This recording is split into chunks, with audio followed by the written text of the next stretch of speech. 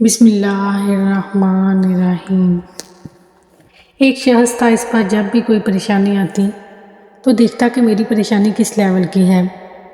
اگر اسے لگتا کہ معمولی ہے تو وہ سمجھ لیتا کہ میں اسے سنبھال لوں گا، اور اگر اسے لگتا کہ پریشانی بڑی ہے، وہ اسے سنبھال نہیں پائے گا، تو ایک بزرگ کے پاس چلا جاتا۔ بزرگ بڑے پہنچے ہوئے تھے، خدا کے نیک بندوں میں سے تھے۔ وہ دعا کرتے تو خدا اس کی مشکل آسان کر دیتا، لیکن بزرگ بہت دور تھے، ان تک پہنچنا بہت مشکل تھا۔ اس کے آنے جانے میں ہی 3-4 دن نکل جاتے تھے۔ راستہ بڑا لمبا اور طویل تھا۔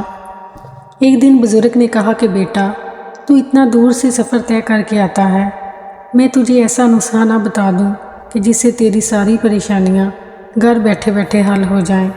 تو وہ بہت خوش ہوا اور بولا، بتائیں، اگر ایسا ہو جائے گا تو میرے لیے بہت آسانی ہو جائے گی۔ تو بزرگ نے کہا کہ آج کے بعد کسی سے دعا کروانے کی بجائے دعائیں لیا کرو۔ بیٹا، دعا کروانے اور دعا لینے میں بڑا فرق ہے۔ آج تم مجھ سے ہر کسی سے کہتے ہو کہ میرے لیے دعا کرنا، حضرت جی دعا کرنا، امی جی دعا کرنا، بہن میرے لیے دعا کرنا، یہ ہے دعا کروانا۔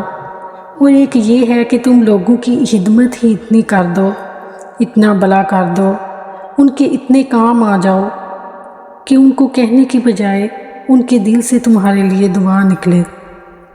جب بھی لوگوں میں کہیں ذکر ہو تو ان کے دل سے تمہارے لیے دعا نکلے کہ فلاں بندہ، خدا بہت اچھا ہے، اس کا بھلا کر دے۔ یہ ہے کسی سے دعا لینا، اور جو دل سے دعا نکلتی ہے نا، وہ بہت اثر کرتی ہے۔